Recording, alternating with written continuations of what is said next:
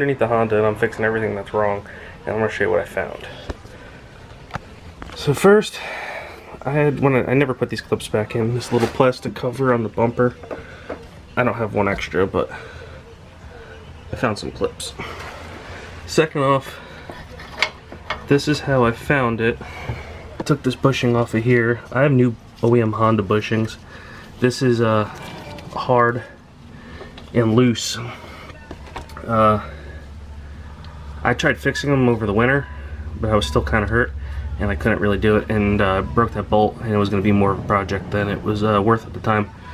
But this bracket ended up falling off and bending, and I just started loosening this one. This one's not going to break. And I gotta do that side. They're a little crusty. Hopefully none of them break, but I think I'm gonna have to drill this out of here. There's a nut like spot welded in there. Maybe I could break that off and just nut and bolt it. I haven't figured that out yet, but I'm gonna work on changing these bushings out. I have the new ones. They're just gonna end up slipping on like that and then bolting in there. The flat side obviously goes to the back of the thing, and then just crank everything down tight, and hopefully that's the last of my clunking sounds back here, because that's obviously going to make noise. I'm just going to rock everything back and forth, give everything a nice check, because I'm going on a road trip. Okay, so I got the sway bar down. Alright, I needed it's a 12mm socket, but this one right here is a little crusty, so I needed a 6-point. Here are the new Honda bushings. This is one of them. I'm going to throw this on here. I'm going to clean that up a little bit, but if it's still loose, I might wrap some electrical tape around that just to snug it up. Where is it at? This was up in here. So what I did was I have this roll of foam tape. I'm putting that up in there. I'm not sure if this was a Band-Aid fix at one point, or if that's an OEM thing. Oh, that should take up some of the gap and cut down on some of the noise I'm hearing. So I'm gonna try that. I'm gonna get this all installed, and then hopefully there's no gaps anywhere, and I can get this all rolling. Okay, I got the foam tape up in here, I got the bushing all set, I got the bracket bent back slightly, and remember I said the nut broke, the bolt broke inside the nut? The nut is just spot welded to 3 places up here, and it's pretty easy to do. I stuck a wrench here. It was a 15mm, this is a 16, but this is what I just grabbed.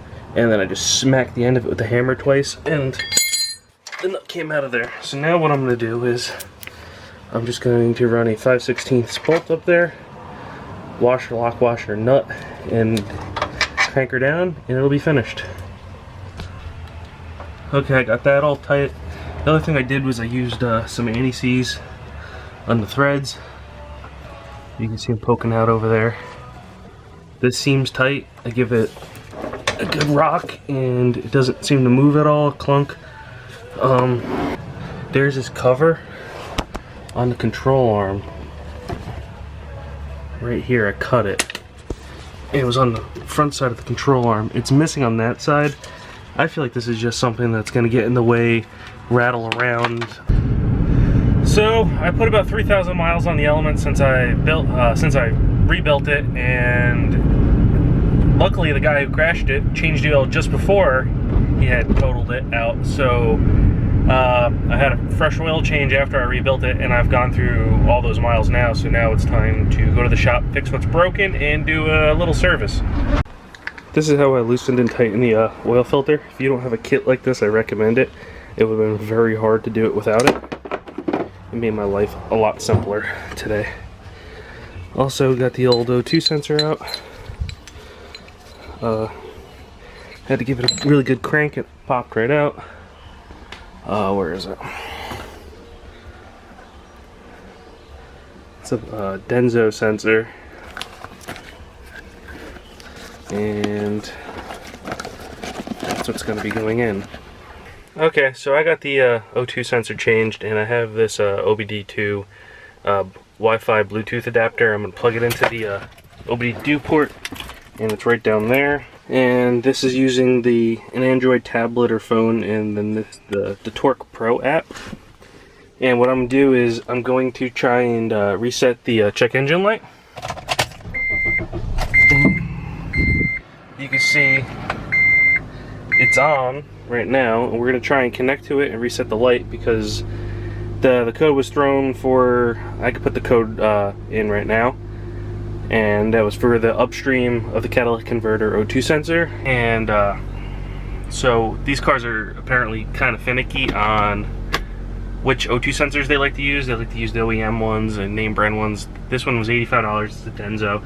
It's a OEM replacement, and I could have got one for 40 bucks, but apparently they're a little finicky with the computer in these vehicles.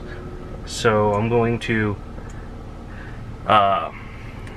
reset the code. I'm going to try and get the Bluetooth adapter to connect to the tablet, and then we're going to try to reset the code. For a solid, that means you're connected. So we're going to search for fault codes. You just tap, and this is going to go for a second, and that was the code that it was throwing. So we're going to clear faults on the ECU. And before I hit OK, you see that on there? Hit OK, we're going to clear the faults. We're at 12%.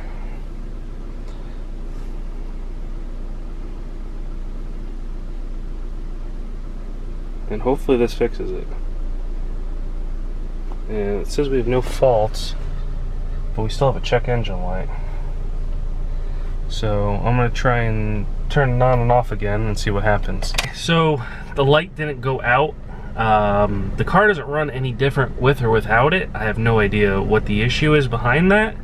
I tried resetting a few times, that didn't work. Maybe this is one of the finicky sensors. It kind of sucks. I spent 85 bucks on it and it didn't fix the check engine light. I would try a hard restart on the battery, just disconnect it.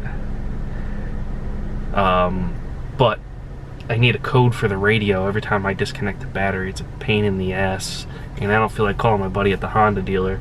So that's gonna have to wait till I get the code again, and because I need to listen to tunes. So sort of fixed. I might have to revisit that, but for now it's fine. I found something else underneath the car. It's a broken sway bar end link on the passenger side. So I'm gonna order front sway bar end links, and I have a couple other parts coming too, so we'll get back to this. So I felt pretty defeated about that O2 sensor there. I started this 2 days ago. I drove the Honda all day yesterday. Went shopping all night, and the check engine light was still on. I reset it again. No prevail. Started up just now, making it around the block. I looked down, and guess what? No check engine light. So I don't know. Maybe it took a few cycles and it fixed it. But right here, that's the ABS light. I have no idea why that's on. That's always been on, and I'm not too worried about it. But I was worried about that check engine light. So we're going back to the garage, and we got a couple other things to fix. So this is one thing, I don't know if you can see it. This mirror is driving me nuts. I got a used one, but I can't get this writing off of there, and then I sprayed some cleaner on there and it kind of started screwing the plastic up. So I'm going to try and change just the glass. But this has got to be the easiest mirror I've ever taken off. I haven't even touched this bolt yet. They've all been, just take a socket, and that's how tight they've all been. Okay, got all the bolts tight. Made them a little bit tighter than they actually were. They're 8mm. This cover gets slapped back on there. I had to use this. I took the glass off of here, but apparently the insides are different between the two mirrors. You can see how annoying that was looking out of that. I didn't want to use this one. It looks like shit. They had writing on here, and then I put cleaner on it, and it kind of ruined it, and I sanded it with 400, and I just took a little bit of buffing compound, but I'm going to try and get the buffer and try and get that going. The other side doesn't look much better anyways. I'm going to try and clean that up just a hair. Okay, I got the front right wheel off of here. You can see what I'm trying to do. I have a broken sway bar end link here. So that's supposed to be the fix for this side. Not quite sure if it is yet, but there's a lot of grease over here and it looks like axle, but the axle looks kind of new, so I don't know if that's new and they never, a new axle and they never cleaned it or what, but I'm gonna do a little bit more investigating on that. Okay, this is the most ridiculous thing I've ever seen in my entire life. The nuts that came with the sway bar end link, you see how it's oval? You can see it. I don't know if that's so they don't come loose, but these things always strip out anyway, and they always spin, and they're a pain in the ass, so I just found 2 regular nuts, and I'm just going to crank them down. But I could prove this to you that they're oblong too. This is a 14 wrench. It goes in there nice and tight. It goes in that way. Watch this. There's no possible way it can go inside the closed end wrench.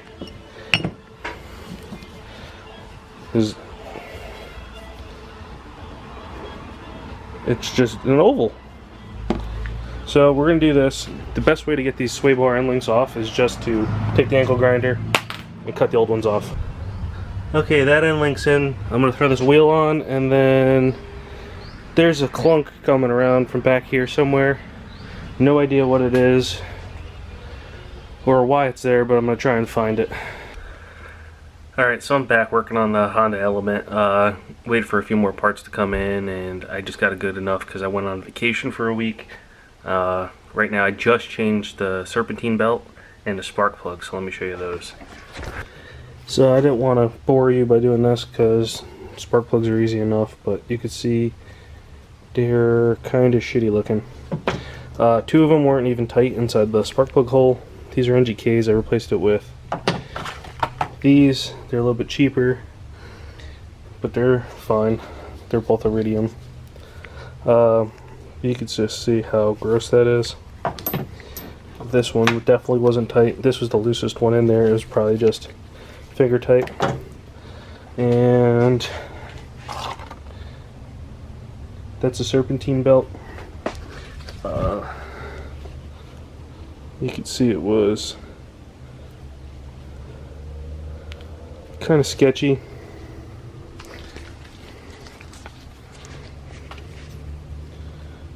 You can see that's probably not even the worst section of it, but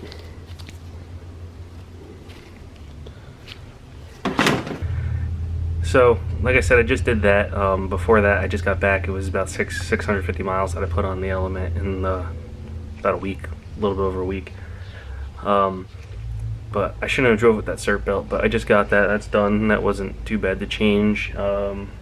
Just needed a 14 wrench, and then the spark plugs were easy enough to change. If you can't do that, you're probably watching the wrong video. So did that, and the other thing I did was the diff bushings, I think, are clunking real bad. So what I do is I put a ratchet strap in temporarily to hold the diff in, because I've been getting all these weird clunks. The sway bar end links definitely fixed all that. So did the sway bar bushings, but there's still one clunk on a sharp turn, like backing out of the driveway or turning into the driveway or onto a block or into a parking lot, slow. So they said that the diff fluid, because it has clutches in the rear diff, could lock up and stuff. So they said get the fluid. So my buddy at the dealership, the Honda dealership, he's getting me a couple quarts of that. It takes 1.1 quarts, so I need 2 obviously. So I'm going to change the fluid on that. I got there's 2 mounts that hold it up, and then there's a rear mount. I have the rear mount right now. I'm going to show you what I'm going to do to that while I'm waiting for the other mounts to come in, because he just ordered them yesterday from the dealer. And hopefully this weekend I'm going to get to, well, today's Friday, so hopefully tomorrow, or yeah, they're open tomorrow, so hopefully I get the bushings tomorrow. I could swap them out. And then be done with this, and hopefully the Element will be done, because I have so many other projects to do, and I'm going back to work soon, so I gotta get the ball moving here. So this is the rear mount in the Element. This mounts at a cross member here. There's 3 bolt holes. But right now, These aftermarket bushings are never as good, and if you can see it moves a little bit. So I put aftermarket motor mounts and bushings and stuff in cars that bolt in ones like this. And I did ones of my dad's Ford Fusion, and they went out again like 60,000 miles. So what I'm going to do is I'm going to fill these gaps in here with some urethane, some windshield urethane. I've seen this done before. If it doesn't work, I'm out 15 bucks or whatever that tube was. So I'm not too worried about it, but I'm going to... Most of these ones, that's just a thin piece there. You could really poke through that. Yeah, that's just paper thin. So most of these are open anyways, and just these are holding it there, this and this. So this will definitely stiffen up the whole thing. So what I'm going to do is I'm going to fill this in, tape it, flip it over, do the other side, and hopefully it's a little bit stronger and I don't have to replace this again for a while. So hopefully this makes it just a little bit stronger. So I'm back here for another day. I didn't get to caulking around the inside of that. The urethane was expired by 2 years, and it ended up breaking my gun, and it's rock hard inside the tube. So I'm just going to end up throwing this in there, and if it goes bad, then I'll fill it eventually. But that's the rear mount. This is the rear bushing.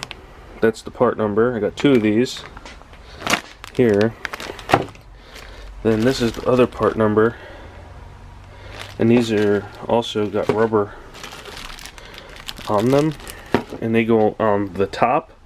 That's the bushing, and then there's like a washer on the bottom, which I didn't order the washer.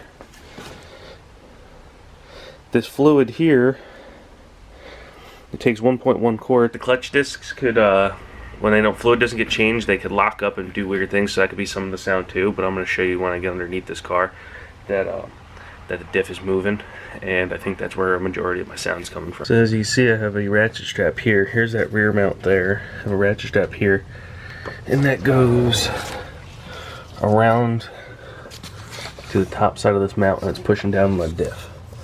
But it's gonna be hard to show you. So here is the axle. Here's that diff bushing up there, and I'm gonna push up.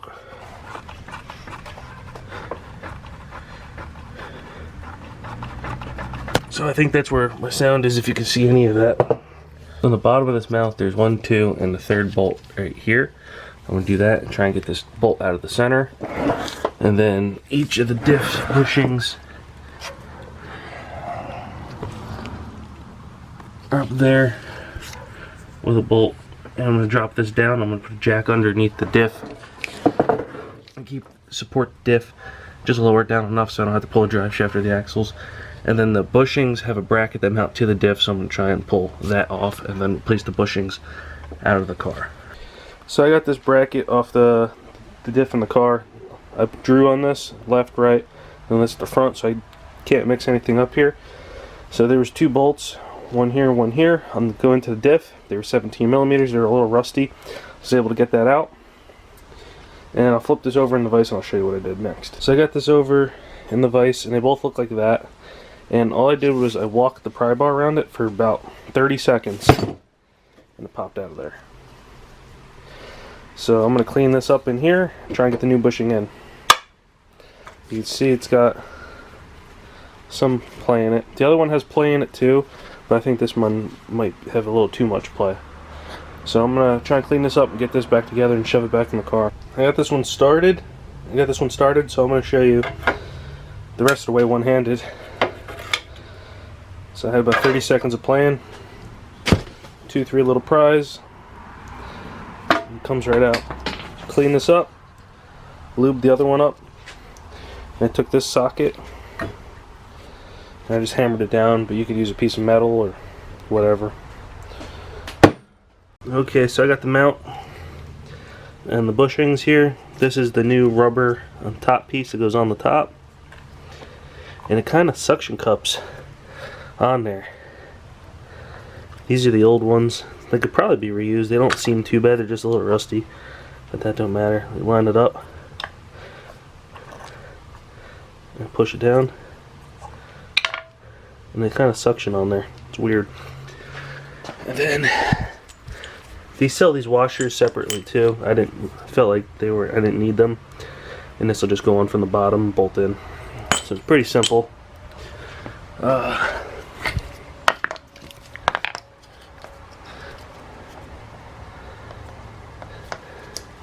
This one has a little bit more play.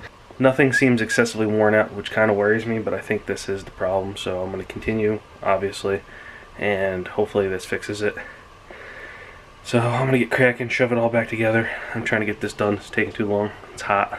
So I was working on the Honda Element, and if you've seen, I was doing the diff bushings.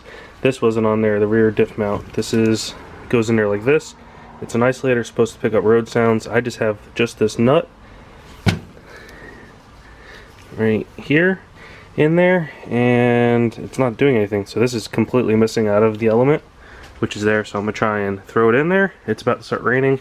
The camera's about to start dying, so I'm gonna do this. This should be the last fix of the Honda Element. Got a clamp here and a hanger, and it was barely long enough where I welded it to the body. So I just put a little piece of ankle iron in there quick. Before, this exhaust was able to swing back and forth, and this heat shield, I just pried it back, gave it a little bit more distance. But now when you push it, it doesn't have any side to side. Before, you could swing it back 6 inches either way. So I got everything buttoned up. I'm driving home right now. So far it's quieter, but there's definitely still some kind of clunking coming from somewhere. And I might just call it quits here. I'm not sure, but I'm gonna do a little test drive, test it out. If not, that might be the end of this video. If I could live with it, if it's much quieter. So thank you for watching. Like, comment, subscribe, and have a good one.